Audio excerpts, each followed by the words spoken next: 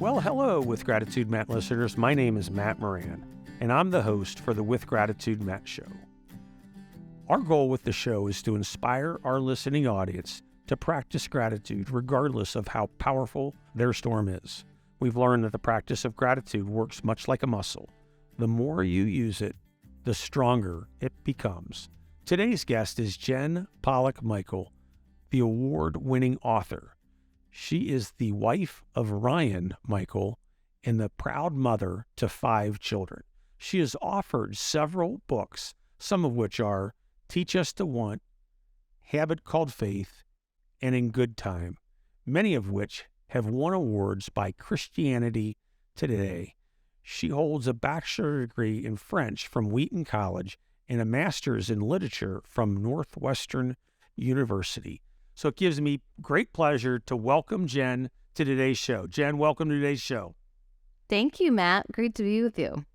Absolutely. So I thought a fun place to start, and you've authored these amazing books, but I'd love to kind of go back to what your life was like before writing and ultimately really what inspired you to write these books that are amazing in the Christianity space. Well, before I started writing, I graduated from Wheaton with a French degree, so I was actually a high school French and English teacher and did that until I started having kids. I had a really long commute. We were living in the Chicagoland area, and so I stayed at home. We actually then moved to Ohio. We moved to Columbus for a couple of years before we moved back to Chicago. But those were like pretty busy, crazy years. I did a little bit of freelance editing for a friend, which kind of turned into freelance writing for that friend. I did that for many years when my kids were little, and I never really thought that I would do much beyond that. I wouldn't say, in one sense, my dad was a writer and a communications professor, so I had a lot of, just exposure to that world of just writing and reading and communicating. But, I didn't necessarily have an ambition to become a published writer, except for when we moved to Toronto, which was 11 years ago. We're now in Cincinnati, but we moved to Toronto in 2011. And that's when I just started to realize, just as a regular Bible reader, I was reading Psalm 78. I was also working on a writing project for Psalm 78, and just realizing like memory was such an important theme in that psalm. We were in the midst of a big shift in our family, so I just decided I really need to write more personally, kind of keep my story idea. And then once I started to do that, I realized, I've got actually a lot of questions that really became the preoccupation for my first book, Teach Us to Want, which is this exploration of desire in the life of faith, in the context of faith. How do we know if what we want is good? If we're accepting sort of the Christian premise that all of your life is really meant to be surrendered and submitted to God. So why do I write? These are like really big questions, but I would just say what has inspired my book is really just my own human experience of faith. A lot of that has been experience of loss and grief. My dad died when I was in college. My brother died my first year out of college. A lot of it is just curiosities, like I said, my first book, just kind of having this curiosity of like, how does this actually work? Am I just not supposed to want anything, or can I want things? And how do I know how to want well in the life of faith? So yeah, each of my books has kind of just come out of these my own experiences, my own questions. And I would say ultimately, like I feel like if anybody picked up any 5 of my books, any one of the 5, I would hope they would just see like a human being wrestling in the spiritual life, like an earthly spiritual life. Like I got kids, I got bills, I've got problems, and yet I believe in a creator, and I believe that he made us and has a purpose for us. And I'm always on the lookout. I'm always looking out for like, what does that really mean in the everyday? That is beautiful. That is beautiful. And your most recent book, I believe, is In Good Time. Is that correct? In Good Time. Yep. Yeah. So what I think I've found is a lot of your writings does tie back to the Bible. You touched on being an avid Bible reader. Mm-hmm. And how has this writing itself, I mean, obviously you're trying to reach others to develop a closer relationship with Jesus Christ and our Creator. But how has it enriched your faith life yourself? Yeah. Well, it's interesting. I mean, I'd say one of the first things is that the life of a writer is a life of paying attention. It's actually, you're paying really close attention. You're paying attention to a lot of things. You're paying attention to your own heart. You're paying attention to the world. You're paying attention to kind of your own questions. And I think that that is the posture of faith. I think really requires us to pay attention. I can think of like just different stories in the Bible. There's a wonderful story about the little boy Samuel. He's in the temple, and God calls his name and he says, Samuel, Samuel. And for the first couple of times, Samuel doesn't even recognize it as God's voice. And it takes Eli, the priest, to say, the next time you hear that voice, you say, Speak, Lord, your servant hears.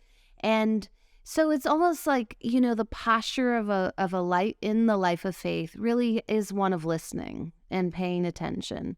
And so I think that my writing has enabled me to cultivate that as a capacity. I think there's a lot of study involved in writing. I actually have to laugh. I'll just tell like a funny story. I was just reading a couple of the Amazon reviews, the early ones that have come out for In Good Time. And one of them was like, this book wasn't what I expected. It felt more like a research paper. I wanted to know what I wanted to know more of what the writer was thinking. And I thought, okay, that's an interesting sort of comment. But at least how I understand my own writing is like, I don't just come to thoughts like all by myself. I try to make myself a student. And I actually think there's an overlap in the life of faith too, that we really need to become students of what God has revealed about himself and the world. And that also kind of requires paying attention. So I would just say those two things are like what first spring to mind, that I'm cultivating a life of listening and paying attention. And I'm cultivating a life of deep study, which requires that kind of sustained attention. That's awesome. I did not, obviously the show itself is around gratitude and trying to find other people, listeners, to embrace gratitude.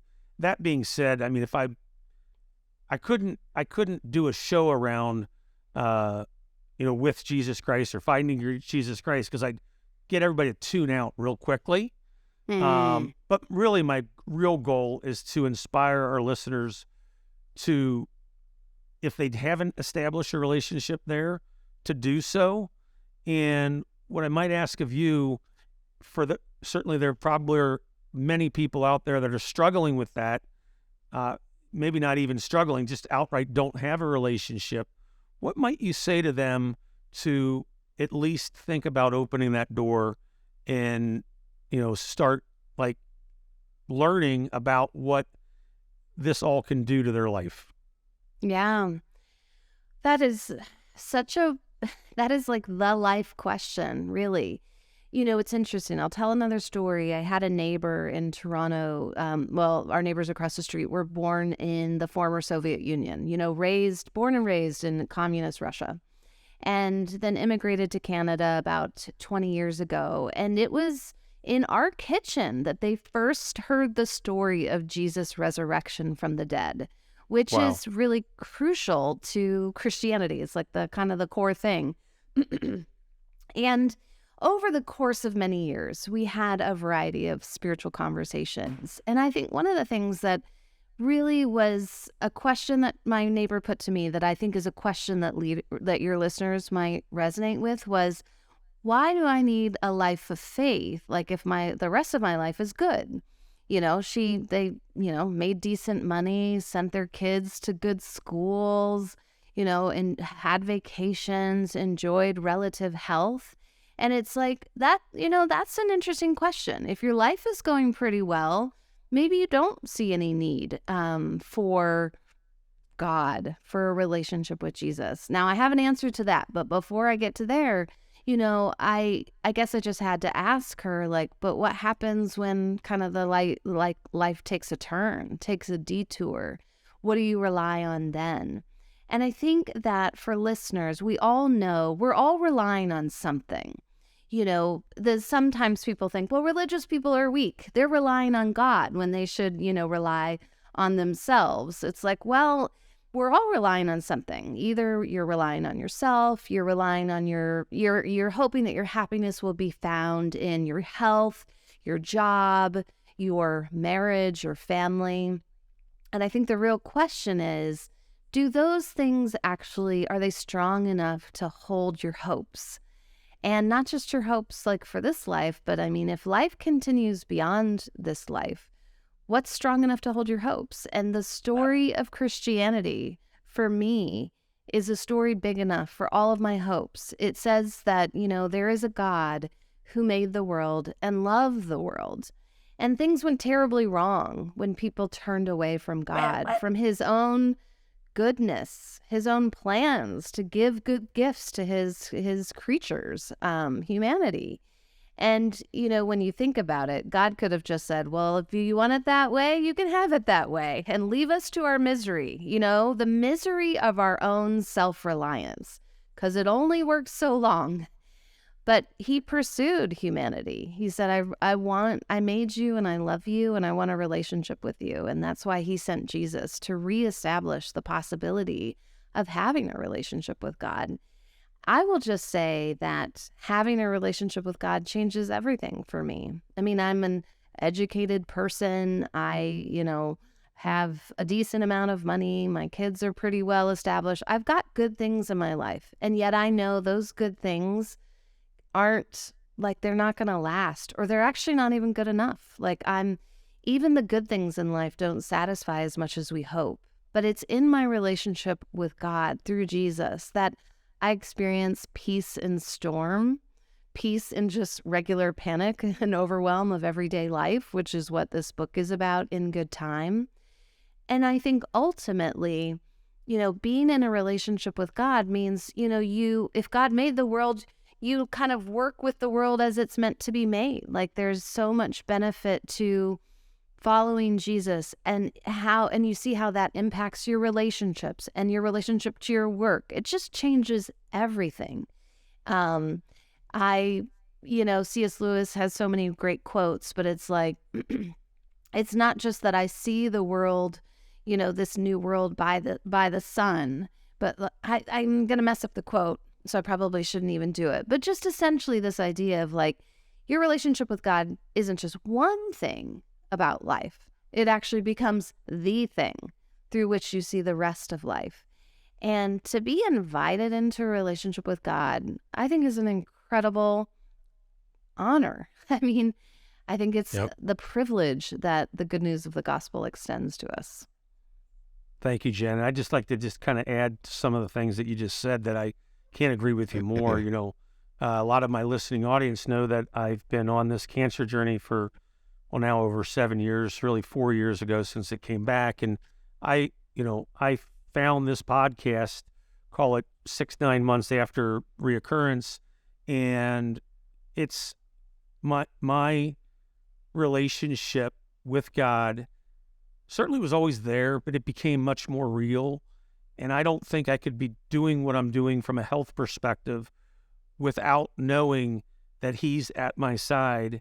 And, just yesterday, just update for listeners, I got scanned on Wednesday, got the update yesterday.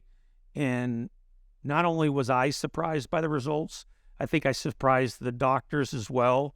They're remarkably impressed with how things are going. So, I bring that up because that alone, I think, could be evidence to why you should have a relationship. And I would say, I don't know everything that has to do with your book, In Good Time, but I would say it's most important to have that relationship in advance of the hurdle that you have to face, or the valley that you're in. Yeah. Because if you're waiting until that time, it's going to create more anxiety and possibly more hurt than is necessary without him by your side.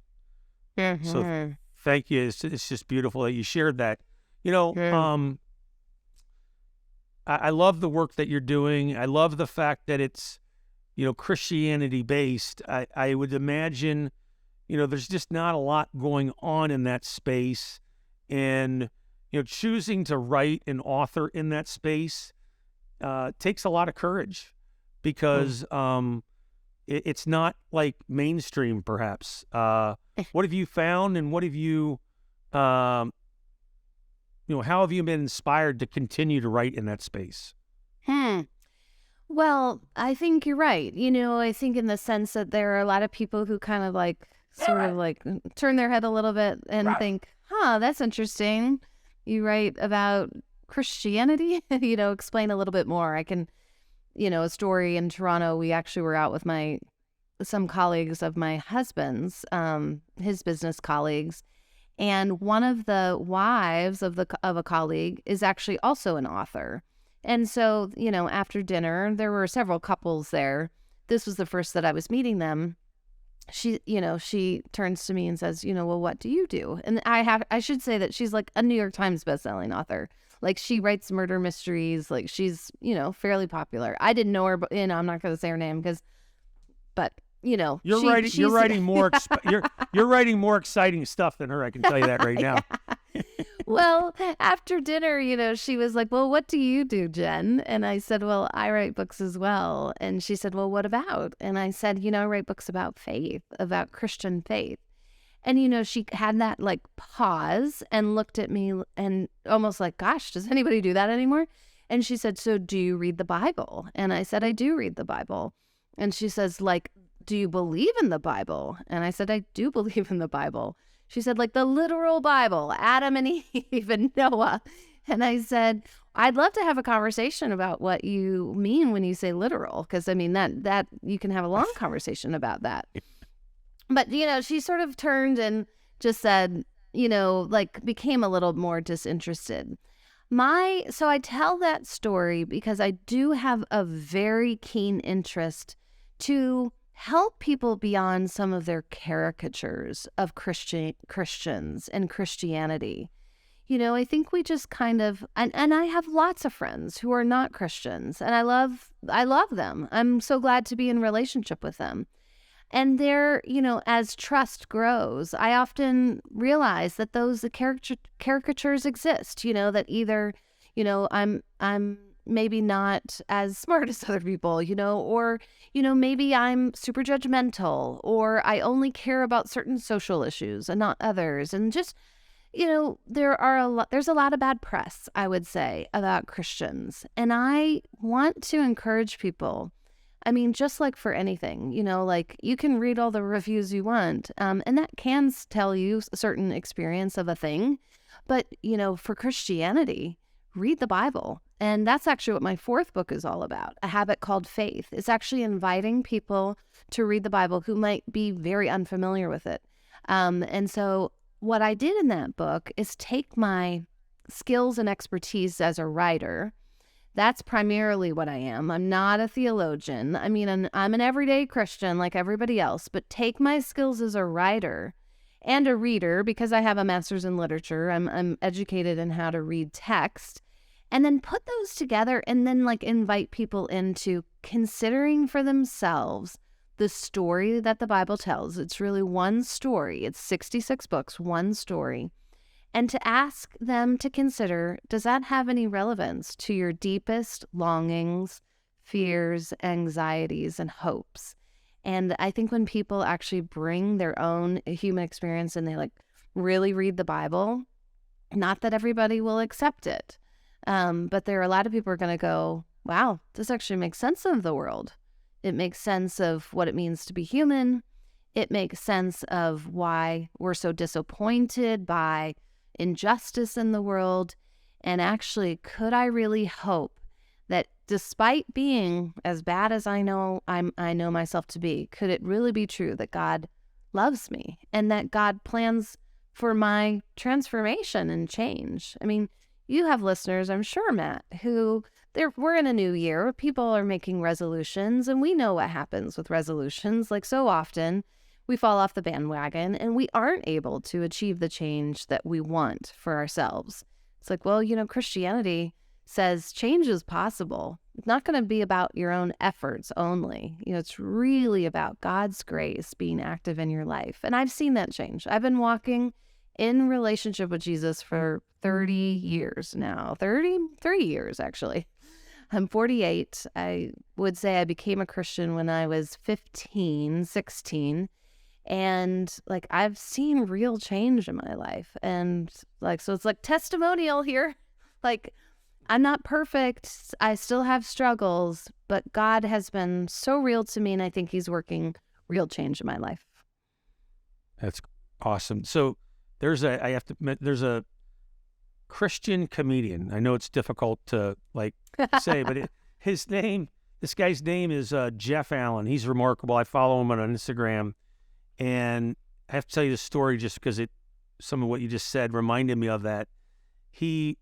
Before he was Christian, he was a drunk, alcoholic, traveling from one comedy club to another. But there was this guy that he was on that circuit as well, and he was full of life. And one day, this guy invited him to go out and play golf together. And they played golf in Columbus, Ohio. He talks about it. And when they're in the middle of the round, he said something that kind of caught Jeff. And he goes, "Where'd you hear that?" He goes, "The Bible. It's in the Bible." And Jeff goes, "The Bible? Who reads the Bible?" He goes, "Well, I read the Bible." He goes, Jeff goes, "Well, I'm atheist." He goes, "Why are you atheist?" He goes, I just don't believe in that stuff." He goes, "Well, have you ever read the Bible?" He goes, "No, I've never read the Bible." He goes, "You're not an atheist. You're a moron." He goes, "You're a moron because, he goes, you've never taken the time to read the Bible. If you read the Bible and then didn't believe in it, and then you could call you an atheist, but don't call yourself an atheist until you read the Bible and understand everything. If you still don't believe, then you can call yourself an atheist." So now Jeff he turned, now he's full on, and all he's doing is comedy, and he's incorporating, the Bible and Christian acts and so on and so forth. He's a really remarkable guy, but I thought it was appropriate to tell that story. That's a good story. Yeah. So, I know in it's the most recent book you have. Is it the 8 Habits? Is that right? Yeah, exactly. Yep. One of them is enjoy, and I'd love to hear how that one in particular became part of the 8 Habits, because I think we all want to enjoy our life. Mm-hmm. So, the whole book is it's sort of an exploration, and I would say interrogation of time management. This whole idea that, the best thing you can do in life is get a whole bunch of stuff done. And your best life is your your best self is your most productive self. Your most, you're at your best when you're working most efficiently. And it's like, well, that's, maybe describes a good healthy day. But whenever you have a health crisis or you suffer a season of grief, or, you're not your most productive self. And so the joy chapter, I think, kind of comes naturally as a counterpart or a contrast to work, and be productive and only think about your list and getting things done. A lot of the research actually says that our slowest, most, where we enjoy time most is when we lose a sense of time, because we're so immersed in something that we love, this activity, or we're being, you're at dinner with friends and nobody's looking at their phone or their watch. Hours go by and suddenly you're like, oh my gosh, it's midnight. How did that even happen? And so I think that is how God's made us. He invites us. There's just another theme in the Bible is joy, joy, joy, joy. There's a reason why all the Christmas songs are joy to the world, because the gospel is good news of great joy. And the joy part of it is that, you don't have to prove your value and worth, which is so much of what productivity is about. It's why none of us can slow down, because I'm going to get passed up, or I'm not going to perform, and people aren't going to, like, they're going to lose a good opinion of me. And so just embracing those moments of joy and knowing that this is really a huge theme in the Bible and that God actually invites us into his fullness of joy. That's one of the things Jesus said right before, like, the night he was betrayed. And he's in the Gospel of John. He's writing, like, John records what Jesus, his final, like, departing words, which I think is, like, such an important part of the Bible. It's like, okay, last words, final will and testament. And of course, Jesus rose from the dead, so final in, only one sense. And one of the things he talks about is, follow me. And when you do, you'll find your fullness of joy. So it's just like, it was just a natural thing to talk about, I think. As I hear you talk about that, you'll hear me close this show out. And one of the last things I say at the very end is Godspeed, my friends.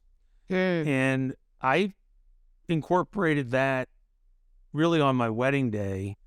When somebody, I had a lot of people, I dated my wife. Well, no, I back up. I knew my wife for about 7 years prior to even going on a date with her.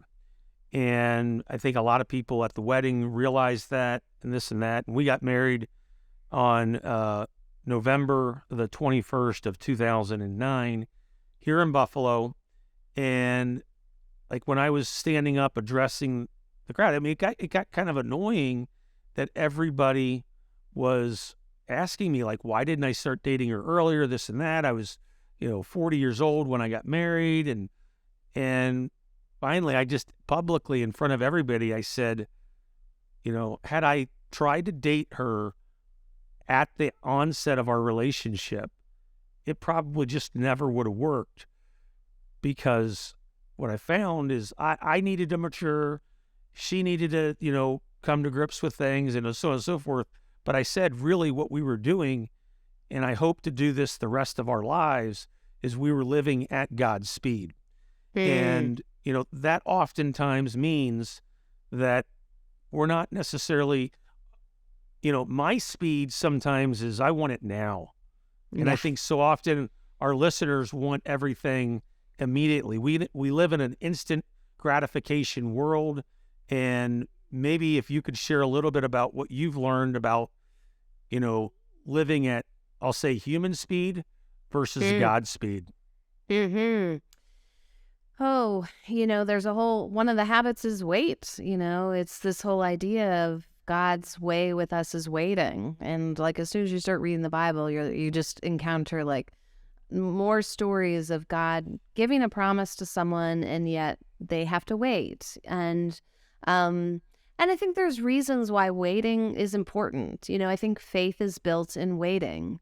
If we just got everything we wanted, right away, would we know what it means to trust God? We learn to trust God in the difficult seasons, in the wilderness kind of episodes of our lives. And it's hard to do. I think, I think that there are just, seasons of our lives we want to rush past, maybe a season of grief. I was just talking to a friend a couple days ago who is experiencing grief, and she's just like, I want to just get it solved and fixed and like kind of move past it. I'm like, well, grief is kind of a season you just have to like, you can't go around it, you can't go under it, you have to go through it, and you can't go through it quickly.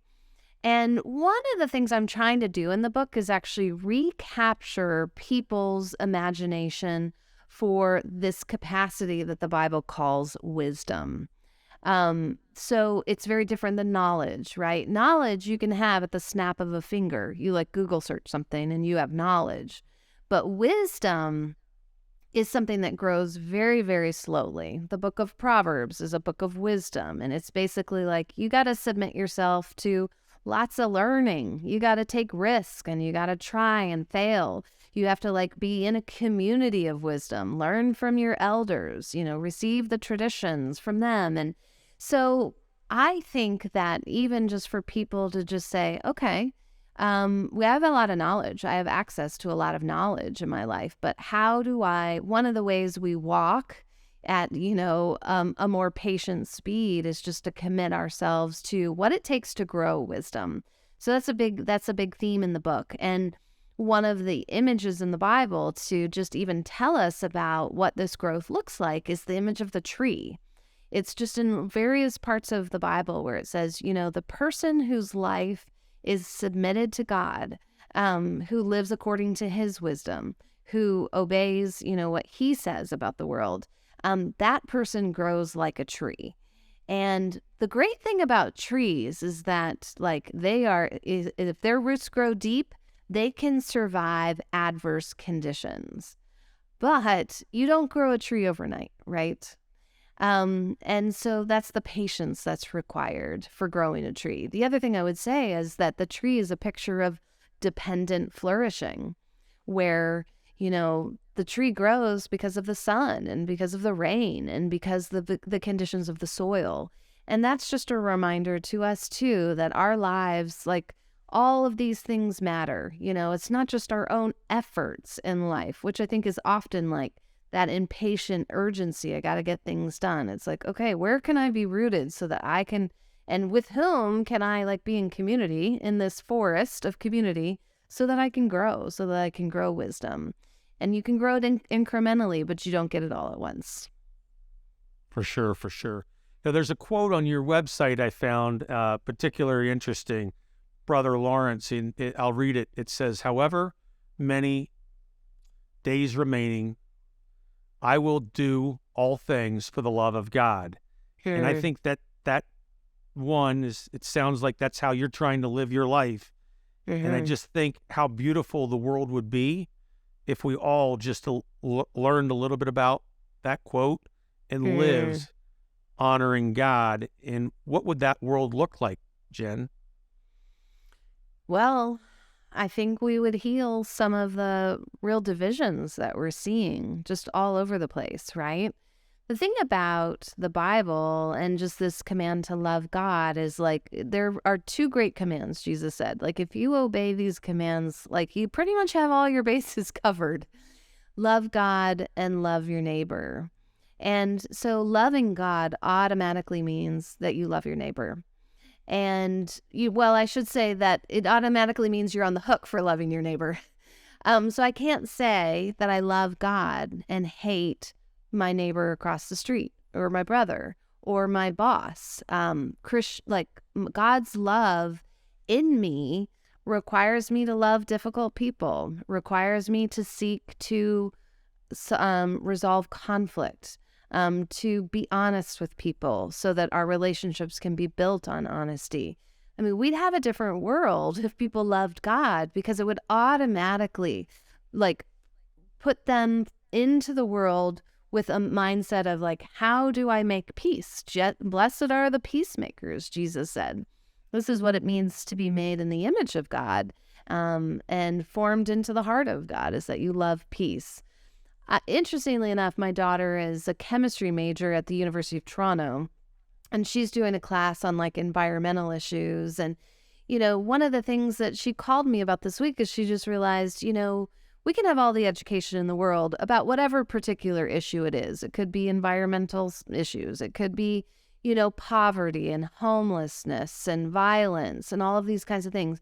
We can know the good that is required in our society, but, like, how do we get people to actually want to participate, want to, like, love their neighbors, step out of their own comfort zone toward people that are unlike them?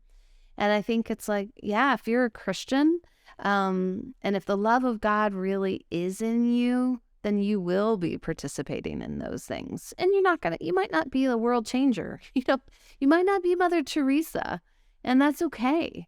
I mean, what if every single person who called themselves a Christian made an effort to reconcile conflict in healthy ways? Like, right there, we'd have a totally different world. 100%.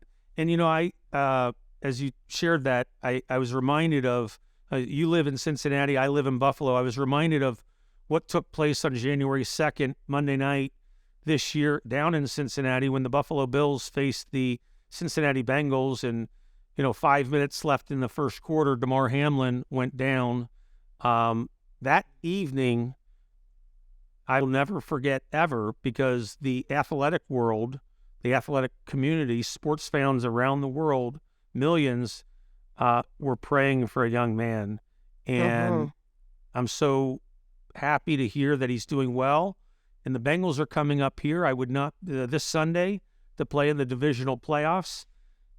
I hope that faith and that love is there, but I anticipate a lot of violence and aggressiveness towards one another, because that's just what the game of football is. But I think we learned what the world can do if we all come together and go to our Savior and our Creator and unite.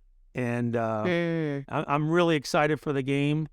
I have to ask, so you live in Cincinnati. I grew up in Cincinnati. I call the trifecta in Cincinnati, it's Grater's Ice Cream, Skyline Chili, and Montgomery and Ribs. What's your favorite? I'm gonna have to go with Graders. Yeah, There you go. definitely. There you go. With chips, right? You can't get Grater's Ice Cream without a chip, Oh, right? 100%. And yes, actually, I was just eating chocolate chip ice cream last night at Graders or Graders ice cream, I should say. I bought it at the grocery store because sometimes I'm a little cheap and No. don't want to Well, pay the $5 for the cone. We can get it up here at Wegmans. They now sell it, but I understand there's going to be a Grater's truck that's coming up from Cincinnati for the football game this weekend. Oh, that's great. That's perfect. It'll be there. You know, one last question I just have to ask, because we have this show around gratitude, Jen.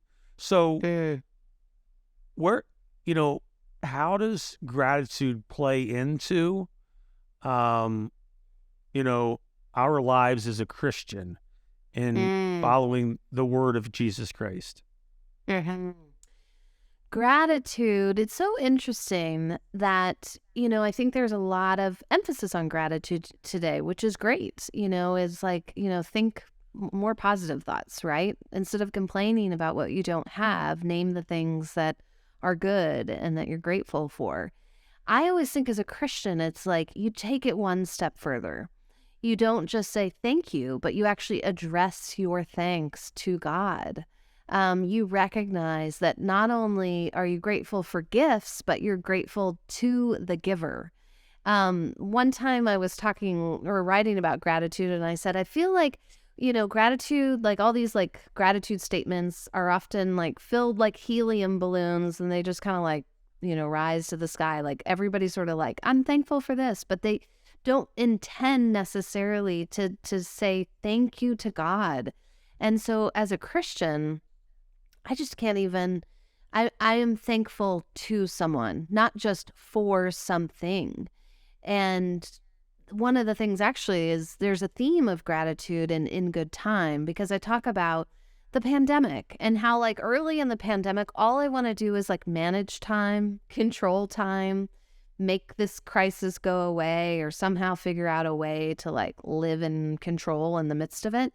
And something starts to shift for me, because I was keeping a pandemic journal, like a very long pandemic journal. And what started to happen is I just started to name things that I was grateful for.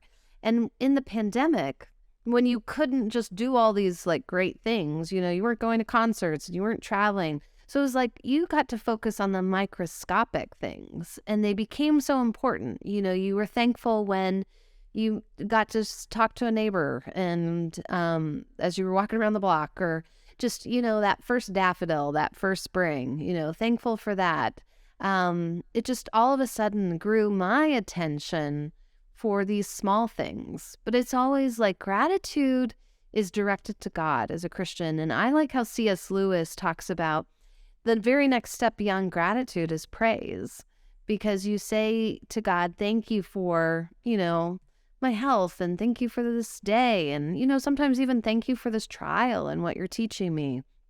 But the step beyond that is, God, I praise you because you're so generous, and because you're so good, and because you're so patient with me, and how could you be so gracious? I don't deserve these things. And so praise is like that recognition of like, who is this God who would just shower gifts so liberally in the world? And that tends to be how I think about it. Thanks to God, and then praise to God. God, you're so good. So that's beautiful. The as we wrap up, Jen, I ask all of my listeners kind of a very similar question, kind of tough one. We've all faced struggles in life, challenges in life.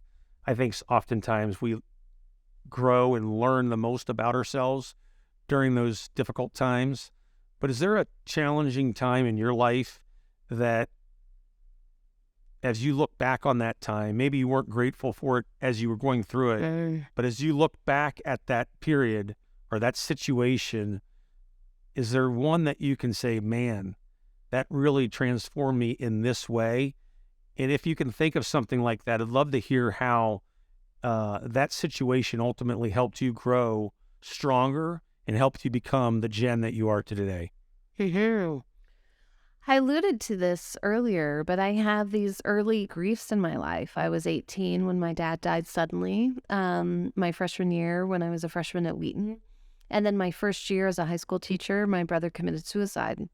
And so it's like family of four, like family of two. And I wasn't even 24 yet. Those losses shaped my life in ways I think that honestly, I'm only now making sense of. I think it's a really big part of why I write. And so there's like this dual good that I find in loss. I think the first thing is like to really grapple with what life is like on this earth. There are a lot of people that have kind of unrealistic expectations for life. Like they think that they're just every day is going to be sunny, and they're never going to experience hardship. And it's like, well, that's a very uncommon story. Usually the human experience is filled with some kind of loss or suffering or grief or trial or trouble.